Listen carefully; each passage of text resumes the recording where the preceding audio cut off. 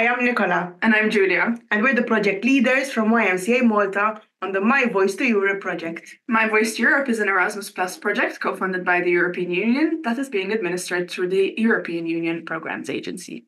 My Voice to Europe has brought together a group of young people to share their thoughts, ideas, and research on topics that they deemed important for the Maltese Islands. These young people have developed 13 important themes and produced 13 podcasts with stakeholders, young people, and professionals related to the theme. Keep watching and engage with the discussion in the comments. Hi, Justine. Thank you so much for accepting the invitation to be part of this podcast. What I'd like to do is first start with a bit of an introduction about who you are and your business and who you're representing today and why you're here today. Thank you for having me, Julia. So I'm Justine, and I'm here today because I decided to follow my dream and create an application which I wish was out there, but I couldn't find it. So that's like dog owners can socialize their pets more safely. They can meet other dog owners in the area and also do more things with their dog. So dog-friendly places, dog-friendly activities, and then, of course, hopefully more things to come in the future. So that's why I'm here today. Brilliant. Thank you so much. So to start off this discussion, I wanted to ask, first of all, in your experience as a young person who's also an entrepreneur, a business owner, how do you personally go about navigating a balance between pursuing this passion of yours with WagsUnite and also making personal career choices that are sustainable for you? Yeah, I think it's very tough because it's not ingrained in us to be like an entrepreneur, right? Like we go to school, we have to choose these subjects, and then we're always taught to find a job, a safe job that pays well. And that's like the go-to always. And that's, I guess, how it started. So I went into IT, but eventually I was at the right place at the right time where I got the right opportunity to work with someone on this application on the side while still maintaining my full-time job. So that's, to be honest, I was a bit lucky in this sense. Like that's what helped me start this, finding the right team member and the right agreement, I guess, to be in this together. But it is very tough because it's like if you had to just dedicate your full time to just pursuing your passion and start from scratch and you're not earning any money because you have to start from nothing, right? Until you start making money. And usually the first year or two, you're still setting things up, people are still getting to know you, and you're losing money rather than making any. So it's very tough because then if you have a full-time job and you're getting a good salary there, then you're out of time. So you end up like being stressed because after your 9 hour day-to-day job, then you have to find time for this passion, which you need energy for. And I guess the only reason why you still find energy for it is because it's your passion. Because otherwise, I don't think that would be possible. Yeah, I can imagine. And you've kind of already touched upon the issue with finances and financial stability when making this choice of whether or not to start your own business, because I can imagine the down payments and investments that you have to put into it, especially in the beginning. Yeah. So I guess my question is, what role does financial literacy play in your personal experience of your empowerment to make this decision around this career choice? Yeah, I think financial literacy is very important, like to know how to manage your finances, but also all the costs that come with owning a business, like even setting up your company, how much that would cost, paying taxes on profits, and it's like there's so much that goes into it that when you, let's say, come out of what university, it depends what you study, right? So I guess if you had an MBA, then maybe you would know about this financial stuff. But in my case, I had no idea. I just studied IT and then I wanted to do this thing. And then here I am. I have to research everything and try to understand how much it will cost, or thinking it won't cost anything, and then finding, oh, you need to pay for this license, for example, and you need to pay 2,700 to set up a company, and that's before even making any profit. So I think it would definitely help to have even maybe a more generic course or something, a class that people were given at school. And actually, that goes even on the, like, even day to day, not business wise, even, I don't know, buying a house and things like that. I guess I'm digressing a bit, but No, I guess definitely. I think financial literacy as this well. is definitely something that's in my own education, and I'm not a business owner, I'm not an entrepreneur, but in my own education, I've noticed a gap in that. How do I fill in my tax forms? How do I Exactly. calculate my NI? What's the difference between gross and net? How do you calculate that? It's even, how do you apply for a loan? It's like these things that you end up learning from guardians, from friends who have done it, but it's not really given as much importance, I feel like, in the educational realm. Yeah, exactly. And like you mentioned, also the NI and things like that. Like, how do you decide you set yourself up as a, I don't even know what you call it. Do you get a company set up, or can you just set up as an individual owner, and that's more simple, but then that limits you in other certain aspects, Mhm. but then that will cost less and give you benefits in another perspective.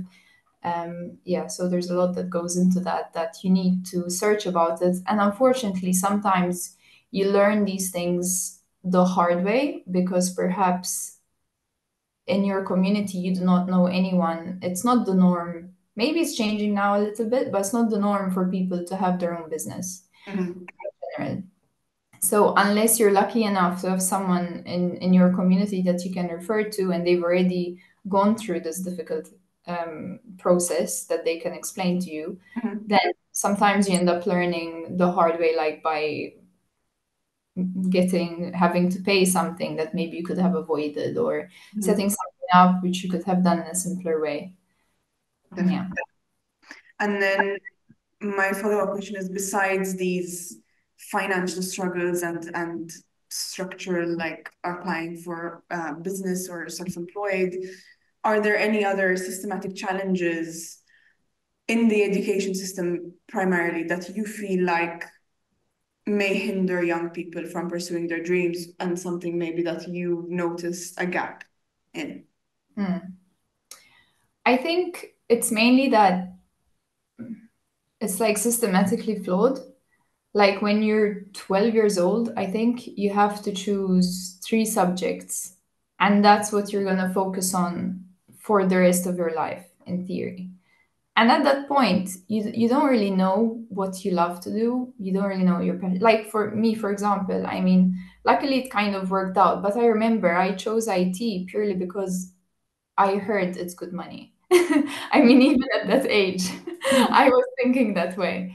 So, I mean, and then as you start to grow up, you start to see more things, learn more things, and then you think, oh, maybe that's not what I really enjoy. But maybe by then you'd already gone to university and spent 5 years learning about a subject that in the end you find that you do not really enjoy. And also, the subjects available are usually more around like working for someone else, and like, I don't know, sciences and computing. I guess you can do your own thing, you always can, but there's no aspect of entrepreneurship Mhm. and being creative and thinking outside the box. um, at least in my experience it was like that. But I guess I've also stopped um, at the extended diploma stage. Mhm. But let's say until then, I did not get a feeling of at any point being taught like think outside the box, creating your own thing. It's usually how can you be a good employee, and how can you find the best person to work for, the best business to work for. Definitely. Um, I think what resonates with me there especially is the kind of pressure to choose those three subjects. I ended up choosing the three sciences just because I really liked X-Files when I was 12 years old. You know, like definitely out of the realm of what I'm doing today. And having, if I could go back and have studied something that would be supporting my work now, I definitely would have, because that choice was so beyond my level of maturity at the time. Yeah, So I feel exactly. like that's a very good point to make.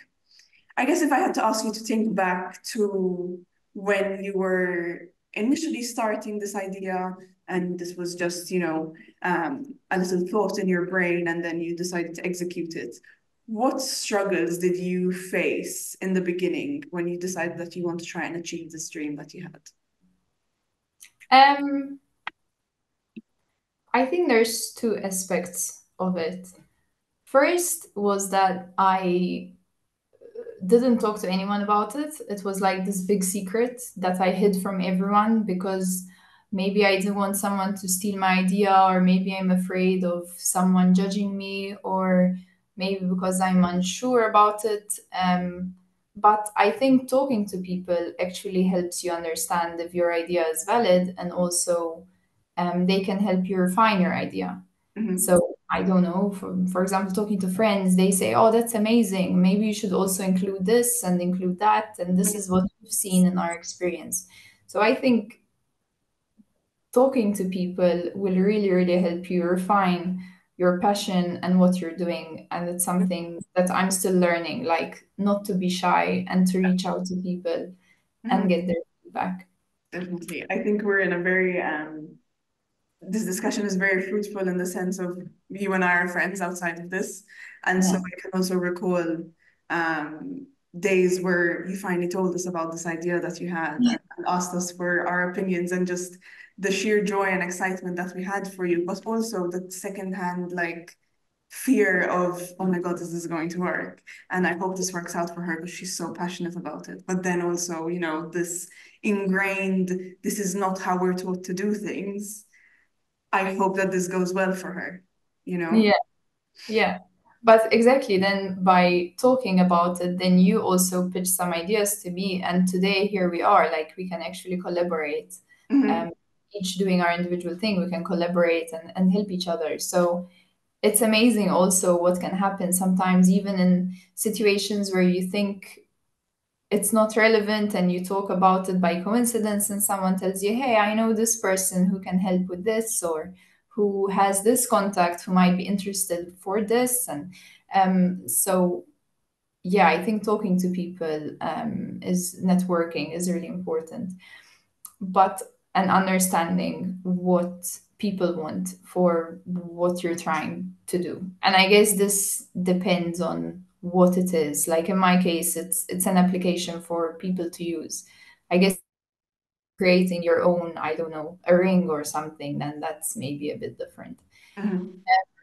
But the other very, very difficult thing is finances. So I want to create an application. How do I do that? Do I spend all of my hours? And that will probably take 2 years or something, at which stage maybe things will change and it won't be relevant anymore. Do Mm-hmm. you pay thousands of euros and someone else will do it for you? And then you could go into debt and maybe never get your money back because it doesn't work. So in my case, I was a bit lucky, and this ties into the networking part where I was at EU Startup Summit in Barcelona, and I went there purely because it was full of people who wanted to do their own startup. So I guess it's a similar environment, and I guess I took a bit of a risk and just went to see what that was about and what I can learn from it. And that's where I met my now co-founder, who was happy for us to do a deal and work together without any financial repayment, basically. So basically, if we succeed together, we benefit from any revenue together, which, by the way, for now we're still working on, just to see how difficult it is. Um, but yes, at least that provided some sort of safety net for moving forward without knowing exactly whether that's going to result into any revenue, at least within the first year or two, straight away. So what would you say right now is like the main thing that keeps you from focusing on this on a full-time basis? That's the problem, because when you're starting up something, you're not very financially stable. So I mean, I guess it depends what it is. If you're selling a physical product and you're creating it and selling it and that's going well, then maybe you can get a return quickly. But in my case, because it's an application and we're trying to build a community and eventually create partnerships, it takes a lot of time. It's the kind of business that the first year or two you're simply setting things up, understanding what people want. It's a bit of a trial and error as well. Like some things also you want to give for free because you want people to. In my case, I mean, if I could, I would keep it for free, right? But then at some point you need to introduce some payment walls to be sustainable and maintain a high quality application that people will enjoy and will find useful. So I mean, that's holding me back, right? I can't just leave my job and focus on this full time, because how am I gonna pay my bills and groceries and everything? I'm already lucky enough that I found a co-founder, so that helps with getting the development done without having to pay a lot of money. But I still can't leave my full-time job, unfortunately. And it almost sounds, as I'm hearing you speak, it almost sounds like it's a cycle in a way, because you've mentioned that it takes a lot of time to get to a point where this is financially stable. Yeah. Having said that, you can't just let everything go and give up on your full-time job at the moment, because you need the financial stability. But Exactly. that full-time job then takes up a lot of that time that you could be spending and investing in the app, and then it being a cycle. Exactly. And it makes a huge difference, right? Whether you're doing something and you're focused on it full time, or you have a few hours after work, or you have a few hours in the weekend, rather than going out in the weekend or whatever, you say, oh, let me spend a few hours doing this. Yeah. So yes, it takes time and money, actually, because of course money always makes the process faster, even like marketing, development, anything really. But yeah, we have to go at a very slow pace in the meantime. And I think this is something as well that we've observed in the kind of organization of this podcast, is that reaching out to young entrepreneurs has been very difficult, not in terms of reception. So we've had a lot of young entrepreneurs who have been super receptive and super excited about this project and coming on this podcast to promote what they've been doing and to talk about their struggles. But finding the time and the balance between their full-time job plus this side project that's their passion project, and then also fitting in and also traveling, like you were doing, traveling for summits and traveling for opportunities and trying to grasp at many things that they can do, and also fitting in time to do something like this. I think that was very clear to us, the struggles that young entrepreneurs have in that regard.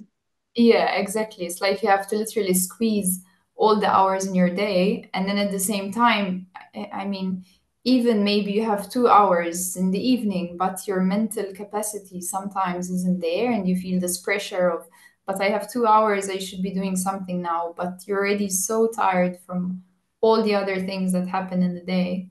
And sometimes, even like in the weekend, you end up giving up certain activities because you're thinking, okay, this is a good time for me to put time into my business. So yes, definitely, it's really difficult to manage time. And you've touched upon it briefly as well when you were saying that there's a lot of things you learned by making mistakes and not doing things the way that they should have been done. If I had to ask you to think of one thing that you wish you knew if you had to start the journey over again, what would it be? In my case, it would probably be setting up Facebook groups and socials earlier on. So, not create a product based on what I think and what I see. Okay, I did see people need it, but I didn't directly reach out to them. I was so convinced. But anyway, going back to the previous point. So before creating the product, you should start to hype people up. You should start to tell people what you're planning to do, or as I said before, asking them questions. So setting up socials, setting up Facebook groups, and maybe you can even set up talks, tell people what you're trying to achieve. I think that's what I would do, because then you would already have a list of people who are looking forward to what's coming up. Like in my case, I created it and I just put it there. And I was like, okay, now I start telling people about it. But that was a bit like awkward in a way. Like it was still very new to everyone. And of course, when it's a new product as well, no one knows about it, no one trusts it. It doesn't work perfectly because it's just like the first version of it. So you can lose trust very easily. Whilst if before the product was there, you already built a community of people that know what's happening and know the purpose and are probably a bit more patient because they understand the big picture, then that would work better also for loyalty as well, I guess. And I guess we've touched upon this as well, you know, what this project is about.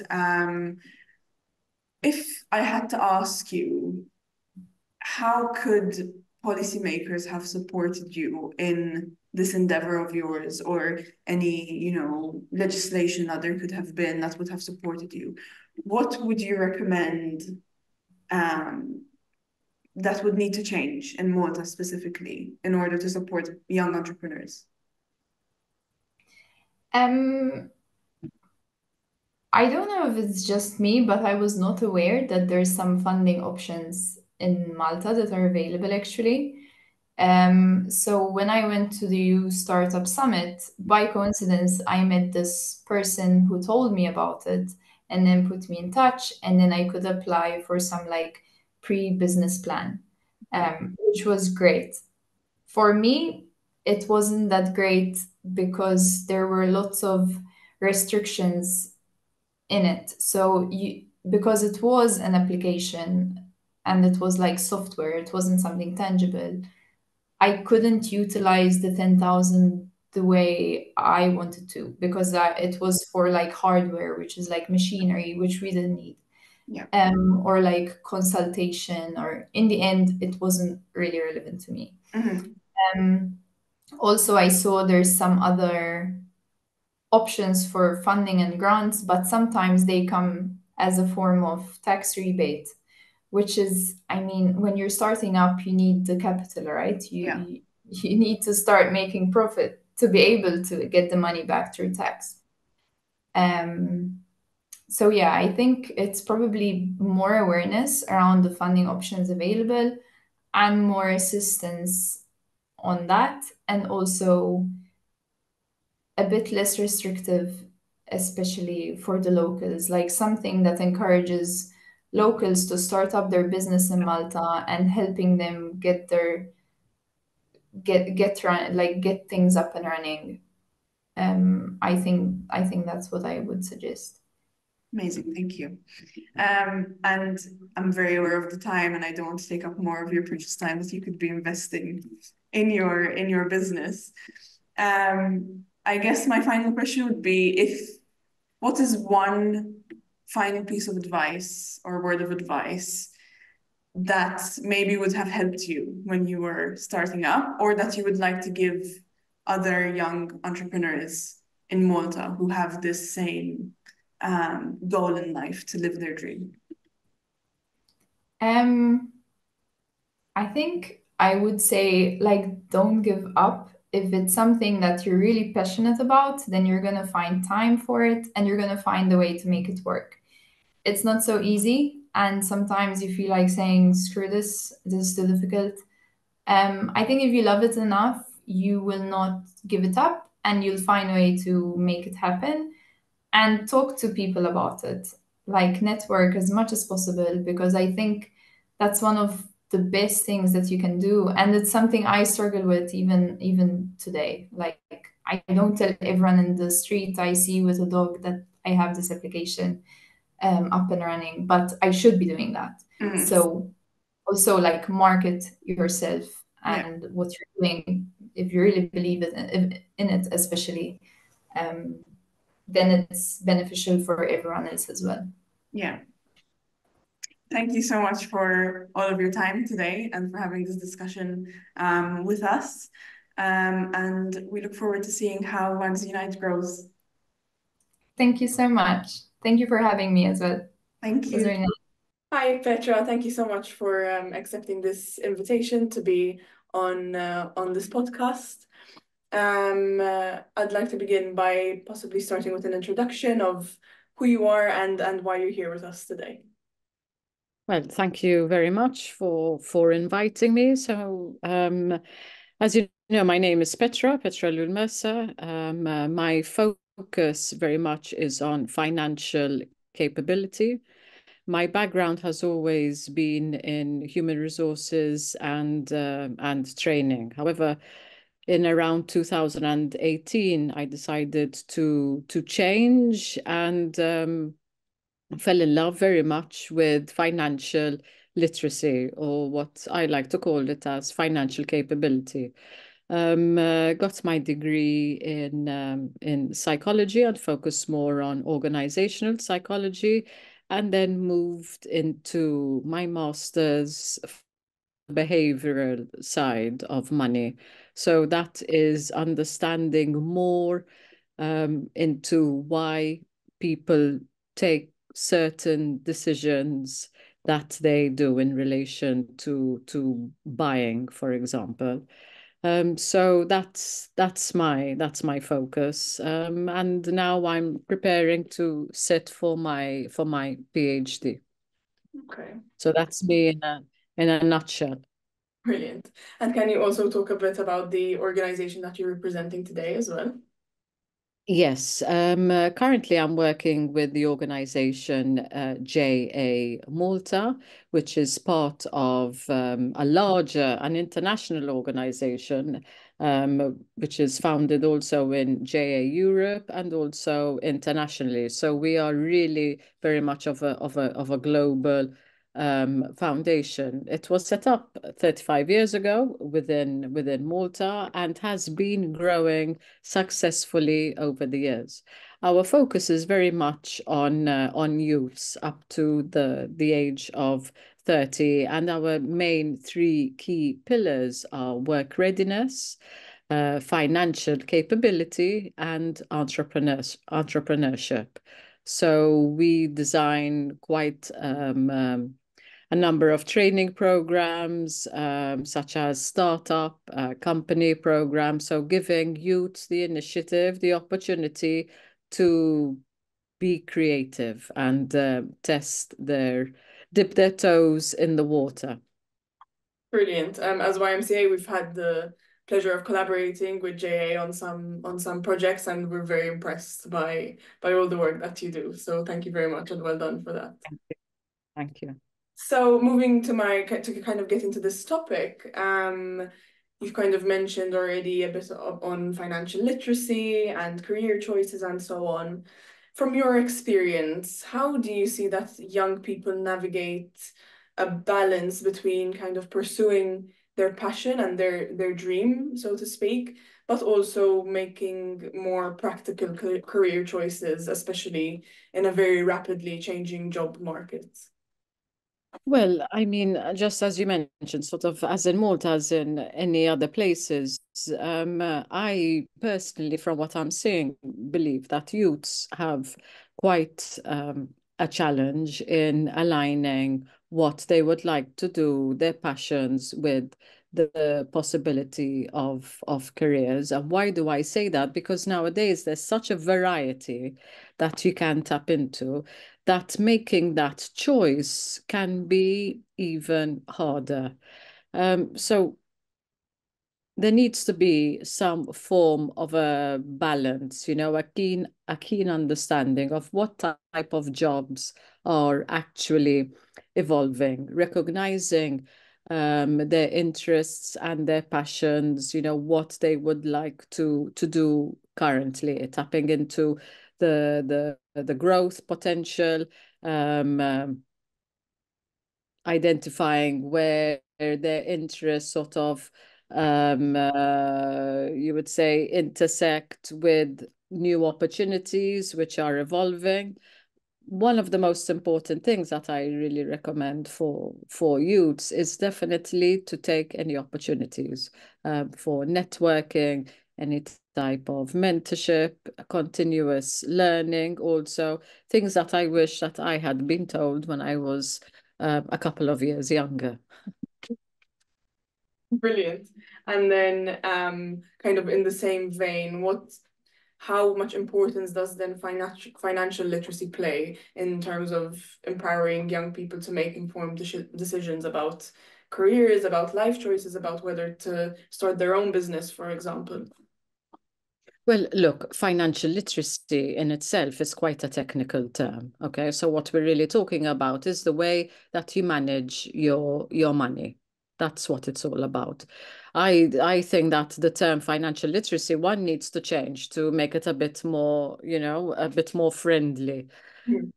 But it is extremely important. Why? Because it's linked very much with how we take decisions, um, uh, especially financial decisions.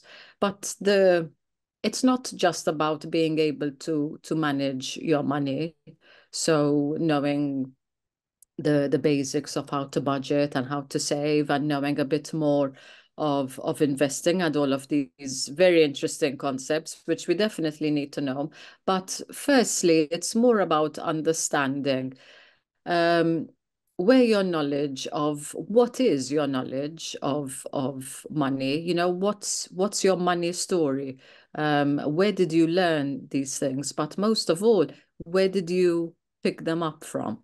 So understanding these things, and here we can go a bit biological, looking at the nature versus nurture, for example, and the people we surround ourselves with. From a young age, we pick up a lot, whether it's from our caregivers, from our parents, friends, society.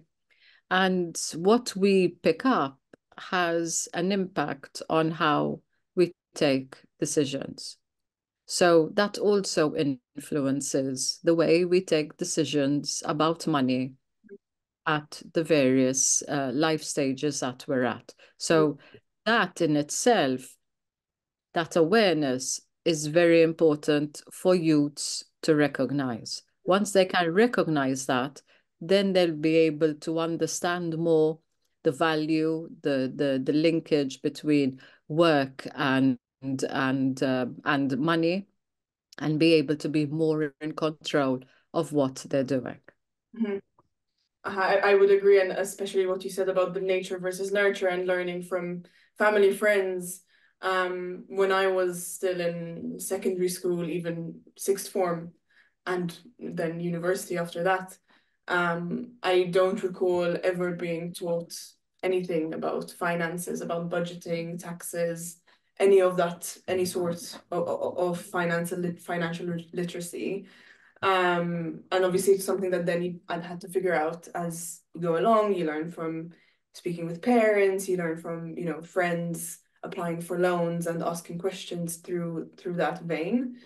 I guess my question here would then be, is there anything that educational institutions can do and should do to better equip young people when it comes to, both skills and knowledge needed to be able to manage their finances better, and also, other alternative paths that they can take with regards to career, starting your own business or doing something that isn't related to the educational field, for example?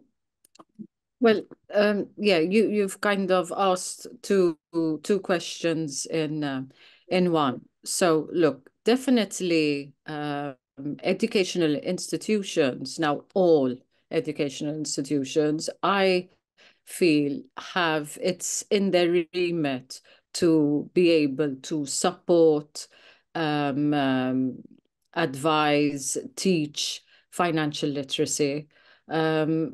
Starting off, as I mentioned previously, with the value of money and going into basic concepts. Also, definitely from home. Okay, so nowadays we are always so busy. The element of time, the scarcity of time that we have is amazing. So there needs to be that balance between caregivers and parents and sharing their knowledge in practical ways, whether it's through shopping or explaining what goals are and using tools, you know. So we're in the era of AI. There are so many tools that parents can use in order to capture kids' ideas and their attention, you know, from the age of 6 and 7. So through fun activities, through goal setting, through putting away, learning that by doing something positive, you know, there is a sense of worth, and that worth is equal to a value. You decide together what that value is. You know, you give it a monetary number. So whether it's €2, €4, whatever, but at least the effort that you put in is going to be balanced with the worth that you are going to get out. And that is always going towards something that you would like to either purchase or you would like to experience or continue building on your hobby. But definitely from an educational side, if we look at other countries such as Finland, which is a really good example, and Denmark, who have enforced, not enforced, made it mandatory within schools, financial literacy, that it's taught transversally. So it's not a separate topic, you know, like we have maths or geography, but it's taught in the same manner as I'm teaching you a language. I can also teach you financial literacy through that language. If you are an elite athlete, it also needs to be included. If you are a performing artist, you can still learn about financial literacy. So if it's taught transversally, then it's going to be understood in a much easier manner.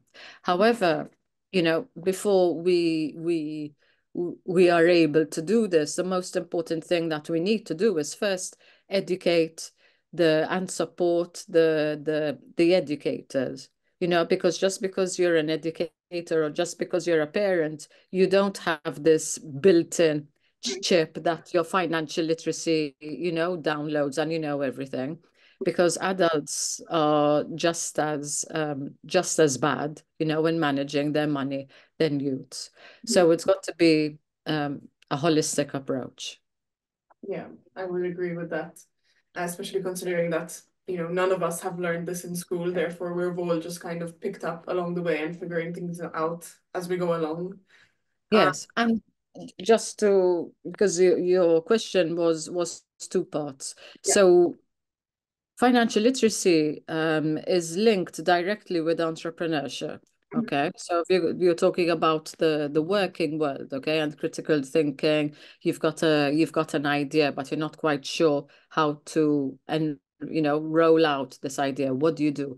Yes, they have got to go together. They've got to work together, because having an understanding of how to break down your costs, your priorities, in pushing forward your goal, your passion, your interest, together with the way you communicate you know. So if you're looking for a mentor, if you're looking for sponsorship, whatever it is. So you've got communication, you've got the understanding of money, you've got critical thinking and thinking outside of the box with entrepreneurship and taking on opportunities. These three are key, you know, all molded into one. Yeah. Just wanted that. Thank you very much.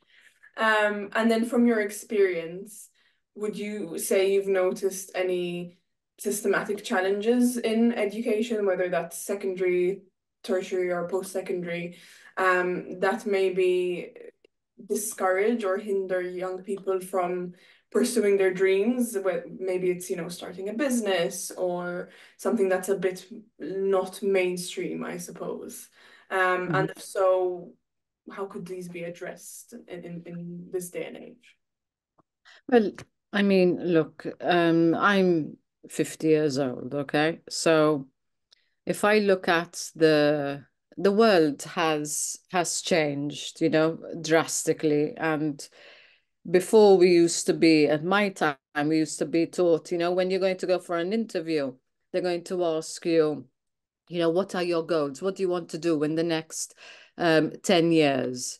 And it's like, you know, they don't ask you these kind of things now, you know, 10 years, not even 5 years. So it's in the next year, 2 years. You see people evolving, changing. The whole industry is constantly reinventing itself, plus the external forces that, whether we want to or not, we end up being engaged in, end up changing the working world, you know, in order to suit what's going on. We just experienced it with COVID also. So obviously the education side has to be in line with changes that are happening. Otherwise, what? So we've got youths which are changing, okay? So being able to grab attention, being able to retain attention, being able to that passion, translate the passion that a 16, an 18, a 20-year-old has into something which is tangible, okay? So that's already quite challenging. If we've got an education system which is extremely rigid, very linear, isn't allowing more for creative, critical thinking. You're going to lose, you know, Generation Alpha, which is now approximately about 8-9 years. And these are the future generations. We used to talk about Gen Z. Okay, so these are about 27. They're already in either the working world or entrepreneurship. So we've already missed the bucket with that. So now you've got Generation Alpha. If we don't do something now, it's going to have an impact on the economy, because at the end of the day, we can't only see from one perspective. We've got to see from a global perspective of the Maltese economy. So the change in population and demographics is all linked with the educational system. So it needs to change. It needs to become more practical. It needs to become more hands-on and bring in the topics of communication skills, entrepreneurship, money management in a more practical manner. And I think something that came up as well in the interview that we had with a young entrepreneur was the need to choose your options when you're around, I think we were 12 years old, 13 years old. Yeah, and exactly. the poor choices that she and I made in that choice, and not having the space or the ability to speak to, a career guidance counselor or, an organization like JA to be able to guide young people into what do you actually want to do? What is your purpose in taking these options? Is there an entrepreneurship option? Is there a financial option? I guess to go off of this, is there a way that this can be tackled? Maybe is there a way that we can support young people in this choice that's kind of paving their whole career life in a way? Well, look, I mean, I didn't know what I wanted to do at the age of 14. I mean, I wanted to become a scientist. I knew that, Me too, yeah. but I had no idea what that actually entailed. Did I become a scientist? No, but I'm still in the science field. Um, did the subjects that I took, which were on the sciences, sort of make a difference to the person that I am now? They gave me a basis of understanding from a biological form, which was helpful. And I think the way that they were taught, which was so rigid, somehow stuck in my brain because even the mentality sort of at my time, you had to have all your O levels all on one certificate, so there was that stress element from the age of 14. We were already sort of aware of what stress is, and we kind of built up that resilience to it. Now, as a mother of two young adults, an 18 and a 21-year-old, when they start panicking, I'm like, are you serious? Come on, you know, you can do it. But I mean, this sometimes people panic because they don't know what to do with their lives. If someone asks them, what's your passion? What do you mean? What's my passion? I shouldn't, you shouldn't panic about it. You don't have to know what your passion is. What I do recommend is that if there is something that you do enjoy, to tap into possibilities of internships, of looking at the the projects such as like Erasmus, if you're still into studying, traveling, gain the experience of life. If not a person that enjoys reading, there are other options. Listen to podcasts, because that helps you to start finding what your passion is. Because if you are interested in something, then you will take it a step further. And I think that it starts to build up. These stepping stones start to build up. And without realizing, you fall into something that you really enjoy doing. So, I mean, I've changed careers many times, and I'm 50 now. So, look, and I really enjoy what I'm doing, and seeing that it's making a difference. So, did I find out what I really wanted to do? Yes, but I found out, maybe 10 years ago. So, you know. So kind of what you're saying is finding the passion is the first step. And then let's say, someone identifies that their passion is they want to start their own business, they want to work for themselves, they want to be an entrepreneur. What advice would you give in that situation where they have the passion, they found what they want, but have no idea where to go to get support in executing the idea? Well, there's two things, okay? One, it depends if you're male or female. Why? Because of your confidence level. So confidence is key, because there are going to be a lot of failures on the way, and the first failure should not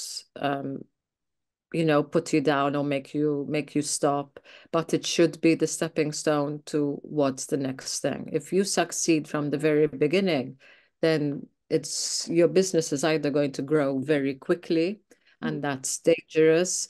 And it's always better to learn the hard lessons and fail and pick yourself up and move forward. Most important thing is always to keep on moving forward. So, yes, if you have an idea that you really feel you know, in your gut, this is good. This is something which is missing in the industry. This is something that can either make a difference. It is going to earn me money. So what do I do? How do I go about it? Well, look for either companies which you look up to and see their framework of work. Look at organizations such as ours, for example, JA, and there are plenty of ours, of others. But it's important that you see where you fit in, where you feel comfortable, you know, that you're not completely in your comfort zone, but you are going to be challenged because it's important for that challenge to keep on pushing you forward, you know, and start looking for the resources that can help you. Ask questions. There's never a stupid question. Do your homework, read up. As I said, listen to podcasts, take notes, and it's okay if you start off with an idea and after time it evolves into something completely different. That's all right. That's just your mind, your brain working and taking in information. And that's something which is really, really encouraging and beautiful to see, because you see this sense of growth, you know, and there are so many young adults that have these ideas. I'd really like to do this, but what do you think? Do you think it will work? Do you think I'll earn money? Listen, yes, we all need money, but at the beginning, it's not the main thing. It's getting yourself going, building up your network, seeing where your opportunities are, the element of risk, not to trust everyone blindly, but to listen to people and then to make your own decisions. So for me, that's the best advice that I could give. And I think this falls as well within the same vein of what we discussed with Justine, where she had essentially the same advice from her own experience, but had to learn it the hard way. So I think this is a very important bit of advice for young people who are thinking of starting their own business. And also very comforting to know that there are organizations like JA that do offer support to young people who want to go into this field. Yeah. You've mentioned as well, you kind of referenced what Finland, right, are doing. Yes. Are there any other either trends or maybe even opportunities that you've observed in other European countries that would either be relevant to Malta or that Malta should think about adapting or taking on? Yes, definitely. So, for example, in the area of money management, there are quite a few interesting setups, such as like money museums, okay, where they adapt AI, gamification, okay, for students, where they practice, but at the same time they're learning different concepts. So you've got quite a few. And the one I went to the one in Brussels, which is called Wikifen, and it's really cool. So it's like a historic building. It's on 3 floors, and you've got all these games, you know, these crazy gamification games, all linked with money. And, you know, and I played a few, and it was really good fun. So you've got the sense of competition, entrepreneurship, because you've got to think quickly on your feet. And there are the concepts of, you know, so you're understanding interest, from simple interest to compound interest, quick decision making. And that's something which is definitely missing in Malta, which the schools can, you know, tap into. So instead of just going to the central bank and learning about, you know, the big vaults and how money is made and how to check for fake notes and stuff, you know, let's excite younger people. And this was something that is really missing over here. So yeah, it would be great the government could, sort of fund something as fun as that, because we were a group of adults, and we were really enjoying ourselves. So I can just imagine. Sounds interesting for me as a late 20s person. Yes, Yeah, yes. sounds like a really good idea. And then if you could make any suggestions to policymakers in terms of entrepreneurship, is there anything that you would recommend that needs to change in Malta for not only young people, but anyone really, to be able to be successful in, starting their own business, for example? Look, starting your own business is a very exciting trajectory to go on, because really what you are saying is you want to have that, maybe that sense of freedom, that sense of control, that you can manage your own business. But it's extremely tough as well, because you are working all the time. You don't have sick leave. You don't have benefits or anything like that. So yes, in terms of policymakers, I think that is something that needs to definitely be looked into. I mean, there's a lot of monetary funding that you can capture, but sometimes it's so bureaucratic, and the paperwork itself puts you off.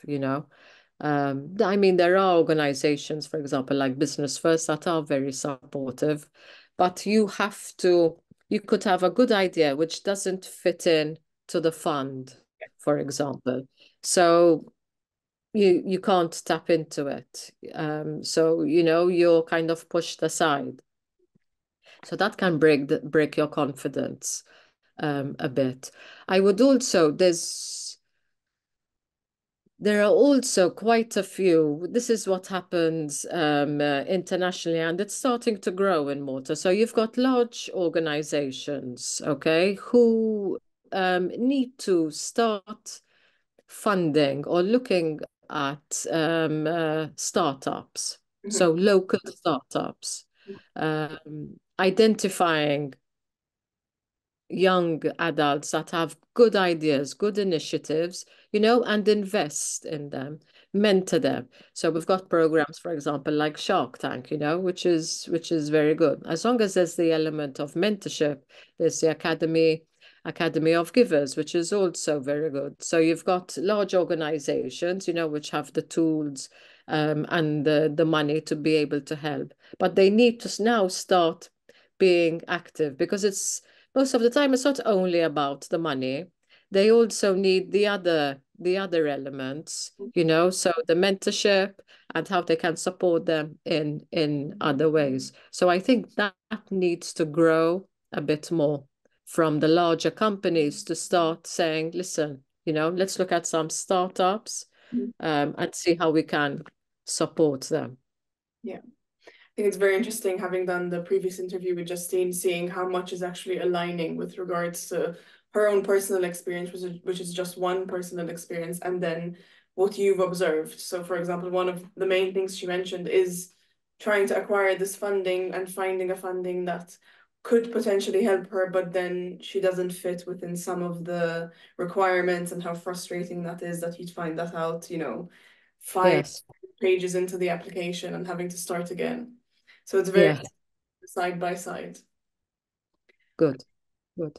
As we're wrapping up our interview today, I think my final question is there a final word of advice from your experience and from what you've seen that you can give to young people who would like to start a business? Is there any, or who just want to learn more about money management? Is there something that you would say?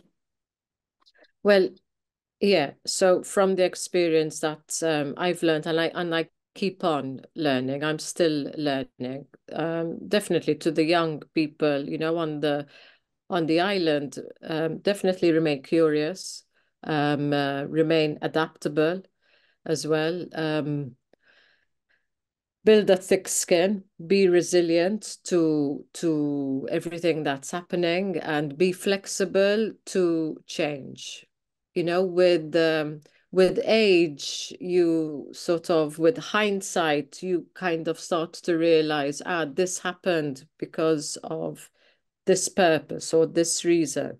But it's also important to see what's going on, the economics of the island, to look for opportunities and to remain as much as possible a step ahead.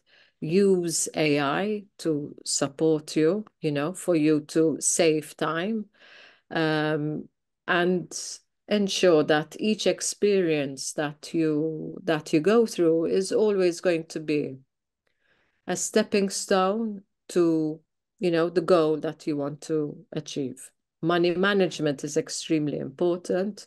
Understand what kind of relationship you have with money and where it's coming from. Do not take on the bad habits that you could have picked up either from your parents or caregivers or friends, and limit your social media as much as possible to the key things which are important. You know, there's nothing comes for free in this world. You have to work for it. You have to put in the energy, and you have to put in the want. Once you have those, things will evolve and things will happen. So, you know, just keep that willingness strong. That's my advice. It's definitely advice that I'm going to take on as well. I have some money management and budgeting reevaluation I think I need to do as well. Thank you, Petra, so much for your time today and for agreeing to meet with us.